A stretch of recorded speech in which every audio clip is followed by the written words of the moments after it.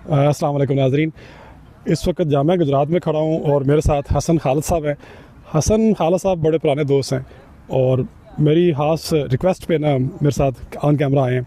और हसन खालिद साहब से एज ए कैशियर शायद मैं मुतारफ़ हुआ था। जी एज ए कैशियर। और इनका जो बिहेवियर है बड़ा स्टेबल है। बिहेवियर से मुराद कस्टमर के साथ या इंसानों के साथ ताल्लुक़ जो है ना बड़ा एक ना मोहब्बत भरा और तवज्जो देने वाले बंदे हैं। हसन साहब को आप फ़ोन कर लें, रिस्पॉन्ड करेंगे, मैसेज करें तब भी रिस्पॉन्ड करेंगे। हसन साहब, आपका कैरियर का जो आगाज़ है वो कहाँ से हुआ था और कैसे कैसे आप कदम बढ़ाते एज ए मैनेजर अभी हैं आप?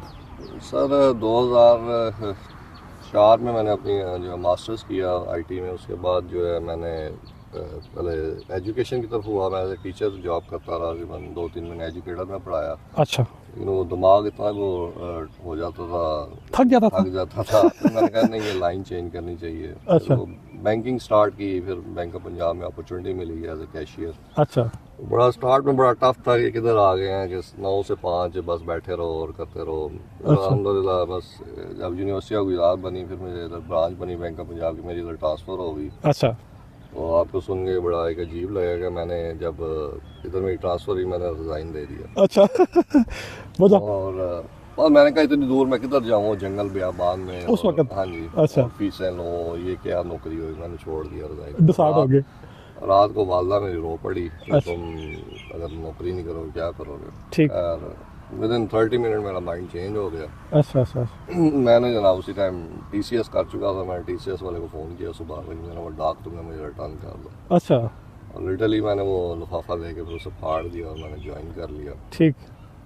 उसके बाद फिर ये तीसरा टर्नओवर है, 6 साल मैंने सर्व किया और फिर ये तीसरा टर्नओवर है एज ए ब्रांच मैनेजर। फिर जब मैं आया फिर मैंने जब देखा ये प्रॉब्लम जो होनी थी मेरे साथ हुई है और आगे वाले आने वाले बंदों को ना हो। ठीक ठीक तो ठीक। अल्हम्दुलिल्लाह एज ए ब्रांच मैनेजर हो, कोशिश करेंगे आगे भी कोई जब तक है हम सर्व करेंगे। ठीक है। आगे भी बेहतर हो सके। एक आखिरी सवाल ये है कि जो वर्क स्ट्रेस है, बैठ बैठ के स्ट्रेस होता है, जिस स्ट्रेस से आप गुजरे हैं, वर्क स्ट्रेस के हवाले से मैं बात कर रहा हूँ, वो स्ट्रेस मैंने देखा है कि आप अपने एम्प्लॉइज़ को शिफ्ट नहीं करते।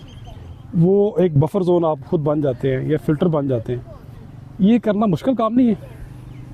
स्ट्रेस तो डेफिनेटली हर से स्ट्रीट का अपना स्ट्रेस होता है। और जब जिसकी जो जेडी है उसको कहें मैं ये तुम्हारा काम है इसको करो, और डेफिनेटली जब वो करेगा नहीं तो उसकी परफॉर्मेंस उसी बेस पे होगी। और उसको आपका जो है जूनियर होता है उसको बताएंगे ये तुम्हारा काम है इसको करना। और मैनेजर जो लेवल का स्ट्रेस होता है वो हायर लेवल पे होता है, उसमें और चीज़ों को भी देखना होता है। डेफिनेटली स्ट्रेस को काबू करना भी एक बड़ा मुश्किल काम होता है। अच्छा, मीटिंग करते हैं आप वीकली या मंथली, ताकि आप अपने जो हदफ हैं बैंक के वो उन्हें बता सकें, कम्युनिकेट कर सकें, और उस पर फिर वो आप मॉनिटरिंग भी करते होंगे? डेली बेसिस में हम मीटिंग करते हैं और मॉनिटरिंग भी होती है। हमारा सारा वो एक डैशबोर्ड बना होता है, हम देख रहे होते हैं क्या उसमें हो रहा है क्या नहीं हो रहा, आगे क्या करना है। सारी बात है जब आप सोचते हैं फिर उस पर आपने इम्प्लीमेंट करना होता है। जी जी। ठीक है, तो वो ये सारी चीज़ें फिर उसको अब एक डैशबोर्ड होता है उसको हम देख के हो रहते हैं कि ब्रांच किधर जा रही है या किधर ये जैसे अभी यूनिवर्सिटी किस लेवल पर जा रही है। सारी चीज़ें वो हमारे सामने हो रही होती है। एक आखिरी सवाल थोड़ा तलख सा है कि जो प्राइवेट बैंक्स हैं और जो सरकार के बैंक हैं, इनमें क्या फ़र्क है? क्या सरकार के बैंक कदम से कदम मिलाकर चल रहे हैं?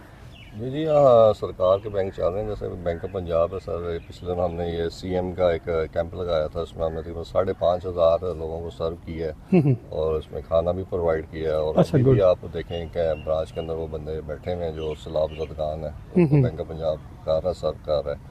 और बैंक ऑफ पंजाब जो है गवर्नमेंट बैंक ये है कि ओवरऑल जो है फ़ायदा देते हैं। इंडिविजुअल बैंक जो है जो प्राइवेट बैंक है, जैसे आप देख लें HBL या XYZ जो भी बैंक आएगा वो थोड़ी देर के लिए आते हैं, वो इतनी लॉन्ग टर्म इनकी प्लानिंग नहीं होती। हाँ, ये स्टेबिलिटी वाला फैक्टर है। जी। सरकार के बैंक्स में स्टेबिलिटी वाला, भरोसे वाला फैक्टर है।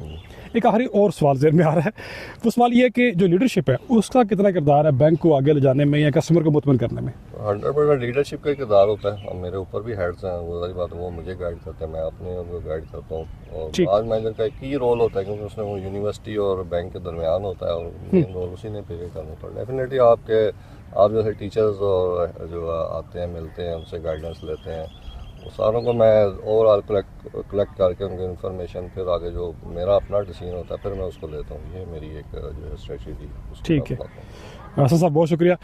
आखिर में एक बात मैं हसन साहब के बारे से चलें, इत्फाक से खड़े हैं तो ऑन कैमरे कह देता हूँ, वो ये कि एक होता है सर्विंग लीडरशिप स्टाइल, यानी आप सर्व करें, और ये लीड करने का एक बड़ा अनोखा और बड़ा जदीद तरीका है मेरे ख्याल में। तो हसन साहब के अंदर मैंने ये भी देखी है, और जो लीडर होता है ना वो फिर आगे उस स्टाइल को या सर्विंग माइंडसेट को आगे ट्रांसफ़र भी करता है अपने किरदार से, अपने अमल से, और इनके बैंक आप आएँ आपको अच्छा सा एक खुशगवार सा तजर्बा मिलेगा। हसन साहब बहुत शुक्रिया। Thank you sir. Thank you so much. Thank you so much.